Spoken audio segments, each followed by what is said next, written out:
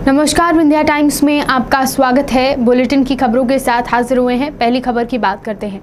मध्य प्रदेश में बज चुके चुनावी बिगुल के साथ ही पंचायत चुनाव और निकाय चुनाव के लिए हर एक उम्मीदवार मैदान में उतर चुका है। नामांकन प्रक्रिया में आज जिला पंचायत सदस्य पद के लिए विधानसभा अध्यक्ष गिरीश गौतम के बेटे राहुल गौतम ने अपने समर्थकों के साथ कलेक्ट्रेट कार्यालय पहुंचकर नामांकन पत्र दाखिल किया।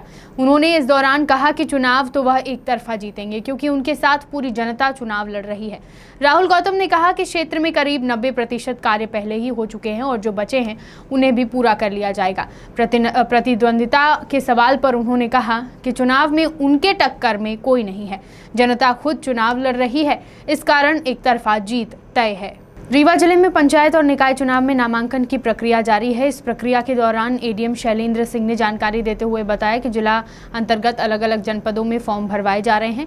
उन्होंने बताया कि अलग अलग जिला पंचायतों के सदस्यों द्वारा लगभग 22 से ज़्यादा आवेदन अभी तक प्राप्त हुए हैं और ये प्रक्रिया अभी जारी है। सर, अभी शहरी क्षेत्र में लगभग कितने फॉर्म भरे गए हैं? अभी रीवा जिला अंतर्गत ग्राम पंचायत क्षेत्रों का निर्वाचन की प्रक्रिया प्रभावशील है और इसमें अलग अलग सभी हमारी जो जनपदें हैं रीवा की, उनमें फॉर्म भरवाए जा रहे हैं। इसमें जिला पंचायत के लिए पदों के अनुरूप में लोगों से आवेदन पत्र लिए जा रहे हैं। अभी वर्तमान में एक ARO सेंटर जो है यहाँ पे ADM ऑफिस में है, उसमें हम लोगों के पास 8 से 10 आवेदन पत्र आए हैं और लगभग पूरे ज़िले में कल तक की स्थिति में 22 से अधिक 22 आवेदन पत्र प्राप्त हुए थे, जो कि अलग अलग जिला पंचायत के सदस्यों के लिए हैं। इसी प्रकार से सभी जनपद पंचायतों में और ग्राम पंचायतों के लिए क्लस्टर बनाकर वहाँ पे पंच, सरपंच और जनपद के आवेदन पत्र दिए जाते हैं। आज रीवा कलेक्ट्रेट में रीवा कलेक्टर मनोज पुष्प, पुलिस अधीक्षक नवनीत भसीन ने प्रेस कॉन्फ्रेंस का आयोजन किया। कॉन्फ्रेंस करते हुए रीवा कलेक्टर ने कहा कि सोशल मीडिया का दायरा काफ़ी तेज़ी से बढ़ा है। सोशल मीडिया में प्रसारित होने वाली खबरों को आपसे उम्मीद है कि उसको वेरीफाई करके ही प्रसारित किया जाए। साथ ही जिले में आचार संहिता है, चुनाव शांतिपूर्ण ढंग से संपन्न कराना हमारी और आपकी सबकी जिम्मेदारी है।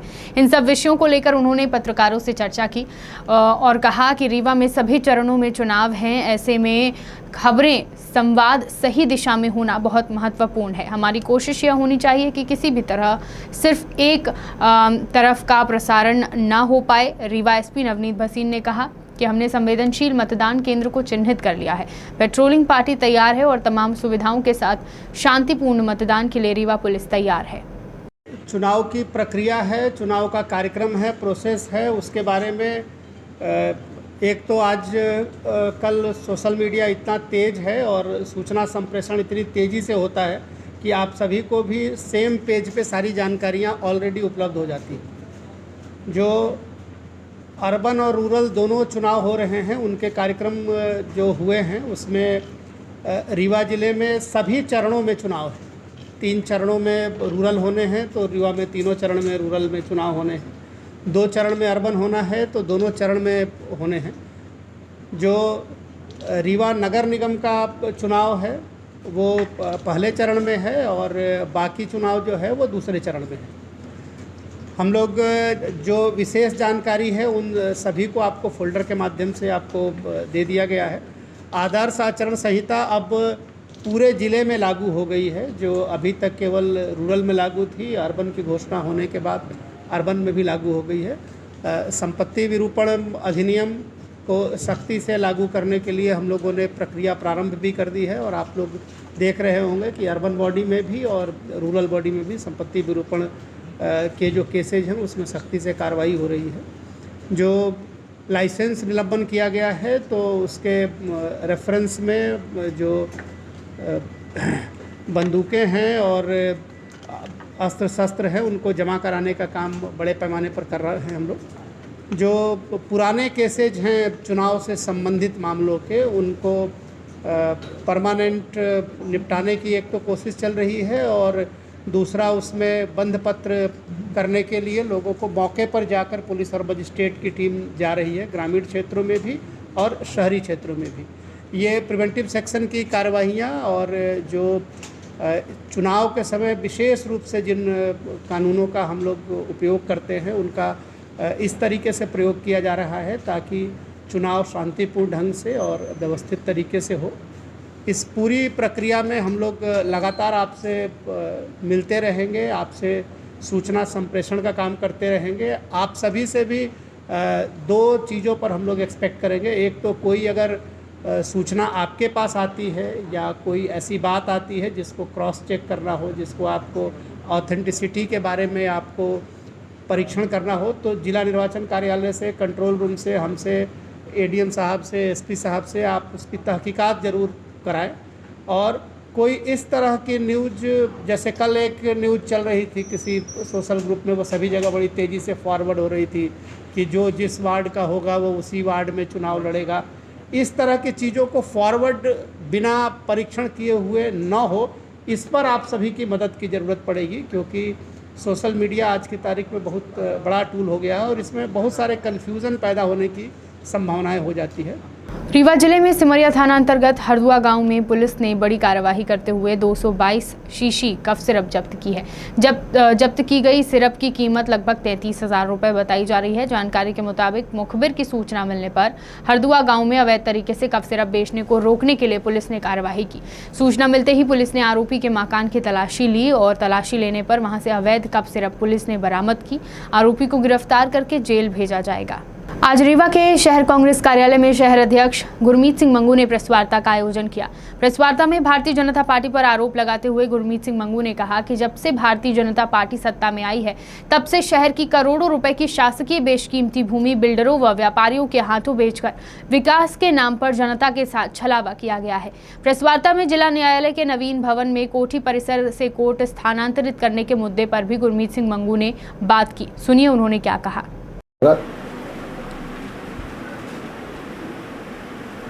रीवा शहर के अंदर इमारतों का एक ढेर लगा हुआ है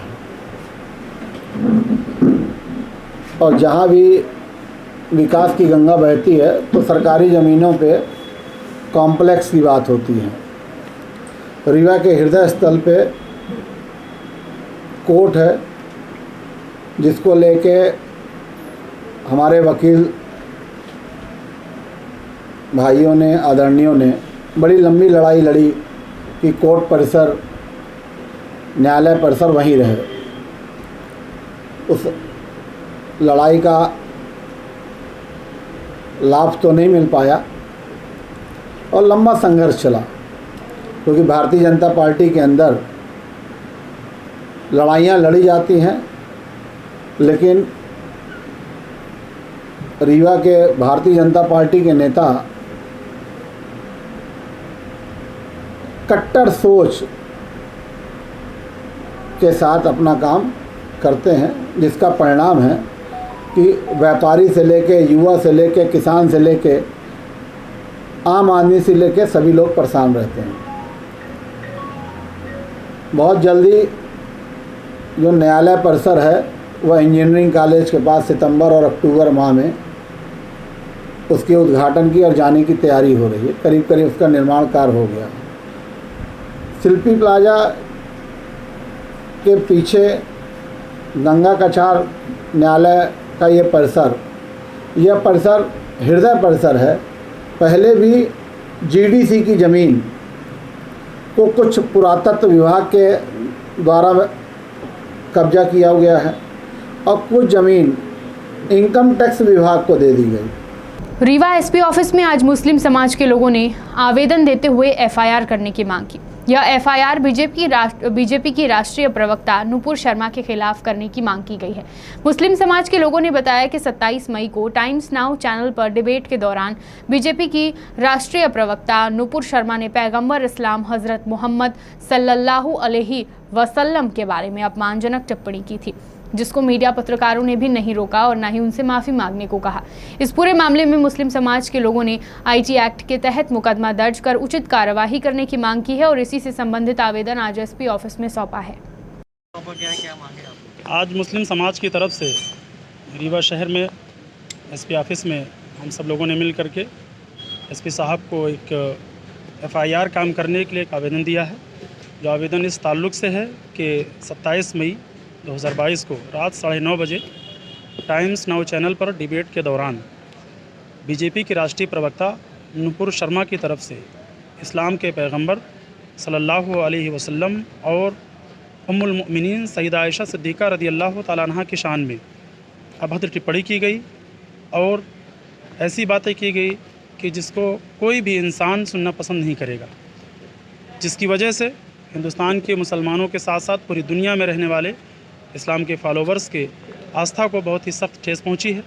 इसलिए आज हम लोग यहाँ पर SP साहब से हमने निवेदन किया है कि आप हमारी तरफ से, पूरे मुस्लिम समाज की तरफ से ऐसे लोगों के ख़िलाफ़ FIR कायम करें और कानूनी कार्रवाई, जो संवैधानिक कार्रवाई हो, उसको करके कड़ी से कड़ी उनको सज़ा दी जाए, ताकि आइंदा किसी भी धार्मिक रहनुमा के ख़िलाफ़ ऐसी अभद्र टिप्पणी और ऐसी बातें न की जाए।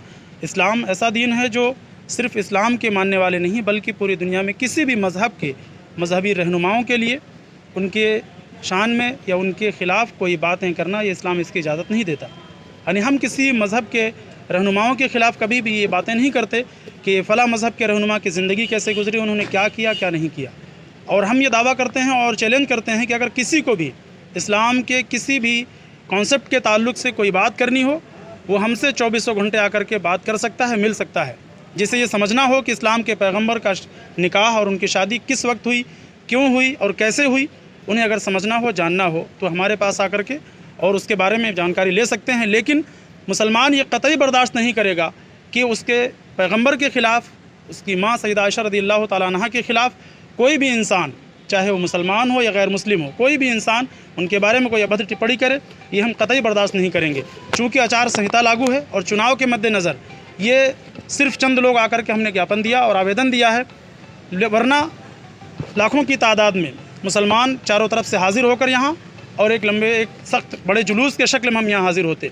लेकिन चूँकि हमें अपने मुल्क की आन बान शान और इसमें अमन व सुकून और भाईचारे को कायम रखना है, इसलिए हमने ये कदम उठाया कि हम चंद लोग मिल करके SP साहब को हमने ज्ञापन दिया है। देखा जा रहा है आए दिन राजनीतिक दलों द्वारा, चाहे हिंदू हो चाहे मुस्लिम धर्म के ऊपर आपत्तिजनक टिप्पणियाँ करते रहते हैं। देखिए, ये चलता रहेगा।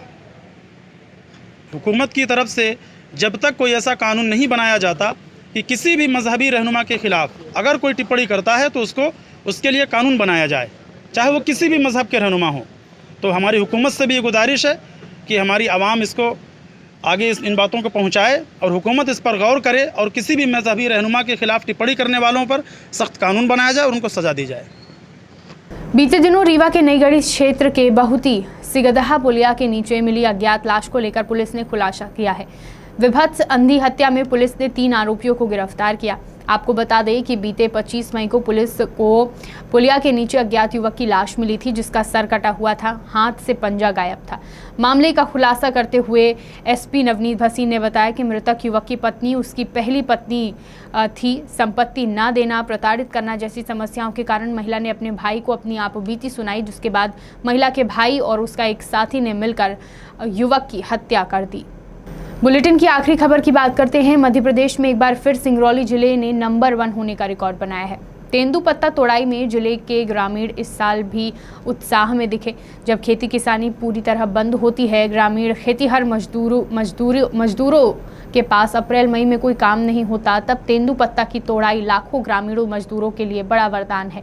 गरीब ग्रामीणों को आत्मनिर्भर बनाने की दिशा में प्रदेश सरकार के मुखिया शिवराज सिंह चौहान ने एक कदम और आगे बढ़ाते हुए तेंदुपत्ता मजदूरों के हित में 3000 रुपये मानक बोरों की मजदूरी कर दी, जिससे ग्रामीण इलाके के लगभग 1 लाख से ज़्यादा तेंदुपत्ता संग्राहक जुड़े। और सिर्फ सिंगरौली जिले में अभी तक 55 करोड़ की मजदूरी फॉरेस्ट विभाग ने भुगतान की है, जबकि अभी भी मजदूरों की भुगतान की प्रक्रिया जारी है। तेंदुपत्ता श्रमिकों को बोनस को मिलाकर इस साल 100 करोड़ से अधिक के भुगतान की उम्मीद है। तेंदुपत्ता ने एक रिकॉर्ड बनाया है। सिंगरौली जिला हर साल सबसे ज़्यादा तेंदुपत्ता का उत्पादन यहीं से होता है। लगभग इस साल हम 110% तक का प्रोडक्शन किया है, कलेक्शन हुआ है इस तेंदुपत्ता का। क्या कुछ कितना अभी तक कहा जा रहा है कि जो मध्य प्रदेश मुख्यमंत्री जी की योजना है, तेंदुपत्ता के जो मजदूर हैं उनको बहुत ज़्यादा पूरे मध्य प्रदेश में सबसे ज़्यादा सिंगरौली जिले के मजदूरों को फ़ायदा हो रहा है। सिंगरौली जिले में सबसे ज़्यादा संग्रह के लगभग पिछले साल 1.25 लाख का था, इस साल भी 1.25 लाख का आसपास संग्रह है यहाँ। उनको अच्छा रेट इस साल 3000 प्रति मानक बोरा रेट मिलने का कारण और भी संग्रह जुड़ा है इसमें संग्रह में। इस साल तकरीबन कितना अभी तक लगभग 55 करोड़ का भुगतान हुआ है संग्रह फंड को। अभी और ज़्यादा ये जाने के चांसेस है। इसके अलावा पिछले 2-3 साल का जो समितियों जो बिका था उसका बोनस के रूप में भी हमने भुगतान किया है। विंध्य की तमाम खबरें लेकर कल फिर हाजिर होंगे। देखते रहिए विंध्या टाइम्स। बहुत बहुत धन्यवाद।